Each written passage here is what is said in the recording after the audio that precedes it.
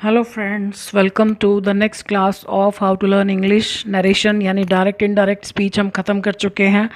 आज हम mixed sentences लेकर रिवाइज करते हैं उनको। तो आज आप अपना टेस्ट ले सकते हैं। I said to my neighbour, मैंने अपने पड़ोसी से कहा, may God fulfil your wishes, भगवान तुम्हारी इच्छाएं पूरी करे। तो यानी हमने उसके लिए विश किया। आई प्रेड, सॉरी, जहाँ पर भी गॉड दिखाई दे तो वहाँ पर हमको प्रेड, आई प्रेड। अब प्रे के बाद किस ये नहीं आएगा क्योंकि हम को कुछ कह रहे हैं, तो ये my neighbour as it is यहाँ आ जाएगा। Your wishes, my neighbour's wishes. So I prayed that God, ये सिंपल में चेंज करना है। मे गॉड फुलफिल का क्या हो जाएगा? God may fulfil. ये हर तरह के सेंटेंस के लिए रूल है कि आपको सेंटेंस को सिंपल फॉर्म में चेंज करना ही करना है अगर आपके पास सब्जेक्ट है। सब्जेक्ट और वर्ब, वर्ब तो खैर होगा ही। सब्जेक्ट जैसे इम्पैरेटिव सेंटेंसेस सीधे वर्ब से शुरू होते हैं तो उसमें हम क्या सिंपल चेंज करेंगे, लेकिन इसमें क्या सब्जेक्ट वर्ब दोनों, तो इन दोनों को हम उल्टा कर देंगे, गॉड में। So I prayed that God might fulfil. अब योर विशेज़ क्या है? माई नेबर्स विशेज़, कि भगवान मेरे पड़ोसी की इच्छाओं को पूरा करें। मीनिंग समझ कर करेंगे तो कोई परेशानी नहीं होगी, बहुत इजी रहेगा। आई सैड टू हिम, मैंने उसको कहा, लेट अस डिस्कस, आओ डिस्कस करें अवर प्रॉब्लम्स, अपनी प्रॉब्लम्स को। तो लेट अस वाले मैंने आपको समझाया था कि जब बोलने वाली पार्टी सामने वाली को कह रही है कि चलो हम मिलकर कोई काम करते हैं, तो हमको क्या करना है? इन दोनों को उल्टा कर देना है। लेट शुड में चेंज हो जाएगा और अस या तो वी में चेंज होगा या दे में। वी में कब चेंज होगा? जब हम बाहर हैं, एक तरफ हम हैं, तो हम हैं यहाँ पर, तो ये वी में हो जाएगा। अगर यहाँ पर आई नहीं होता, कुछ और होता, तो फिर हम दे लिखते। सो आई सजेस्टेड, अब इसमें सजेस्ट, जब भी आप कहते हो आओ मिलकर ऐसा करें, तो मतलब हम सामने वाली पार्टी को सुझाव दे रहे हैं। सो आई सजेस्टेड हिम दैट, इसका हमने वी कर दिया और इसका हमने शुड कर दिया, तो शुड के बाद फर्स्ट फॉर्म ही आएगी। We should discuss our problems का मीनिंग आवर प्रॉब्लम्स ही रहेगा क्योंकि इसमें हम आई हैं, तो हमारी प्रॉब्लम्स जिसमें हम हैं तो वो हमारी प्रॉब्लम्स ही रहेंगी। वैसे भी आप देखो वी के साथ अवर आता है। We should discuss our problems. She said to me, उसने मुझसे कहा, व्हाट आर यू सेइंग, तुम क्या कह रहे हो? तो यानी उसने हमसे क्वेश्चन पूछा। तो शी आस्क्ड मी। अब आपको मैंने बार बार बोला कि कोई भी सेंटेंस कैसा भी आड़ा तिरछा हो, आपको उसको हमेशा सिंपल सेंटेंस में चेंज करना है। तो उसने मुझसे पूछा, अब क्योंकि WH फैमिली आ रही तो हमको यहाँ पर कोई कंजंक्शन नहीं लगाना। वट आर यू सेइंग, इसका अगर हम सिंपल आंसर दें तो ये होगा यू आर सेइंग। तो यू आर सेइंग, तो यू किसको कहा जा रहा है? हमें कहा जा रहा है। I, what I was saying. The teacher said to the students, teacher ने स्टूडेंट से कहा, I was not absent yesterday, मैं कल एबसेंट नहीं था। तो टीचर स्टूडेंट्स को कुछ बता रहा है। The teacher told the students that, अब बाहर भी पास्ट अंदर भी पास्ट, तो एक बात तो पक्की है कि आपको हैड लगाना ही लगाना है और जो वर्ब दिया है उसकी थर्ड फॉर्म करनी है। So the teacher told the students that I, अब ये आई कौन है? टीचर। टीचर के लिए हम क्योंकि जनरल बात करें तो बेटर है कि शी ना लगाया जाए, ही लगाया जाए। ही हैड नॉट, इसकी थर्ड फॉर्म, क्योंकि इसके बिना तो सेंटेंस बनेगा ही नहीं। बीन, ये हो गया पास्ट परफेक्ट टेंस, ये हेल्पिंग वर्ब, ये main verb. He had not been absent the previous day. Yesterday का मतलब होता है कि एक्चुअल यस्टरडे, यानी जैसे अगर आज मंडे है तो हम संडे की बात करें, पर ये हमें पता ही नहीं कितनी पुरानी बात है। तो जितनी भी पुरानी बात है, टीचर उससे पिछले दिन की बात कर रहा था। तो yesterday is changed into previous day.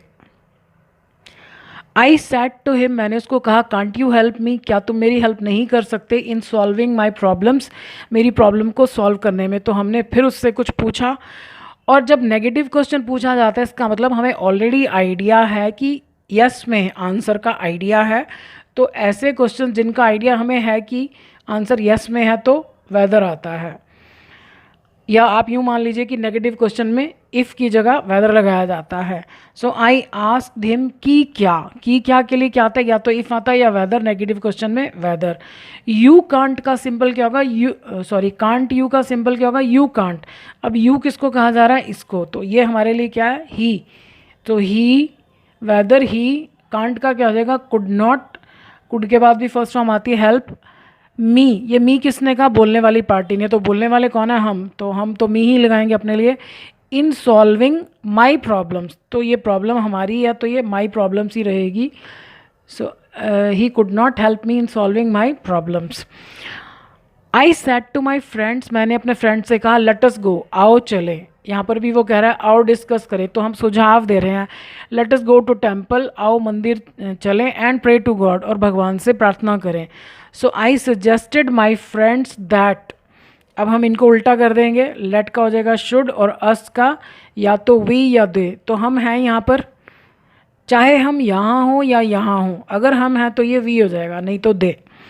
इसका और कोई तीसरा आंसर नहीं होगा। वी शुड, इसका शुड हो गया गो टू टेम्पल, कि हम मंदिर जाएं और करें, तो दोनों काम करें, तो एंड के बाद भी वही फॉर्म रहेगी, क्योंकि एंड के बाद भी शुड को हमने रिपीट तो करना नहीं। So we should go to temple and pray to God.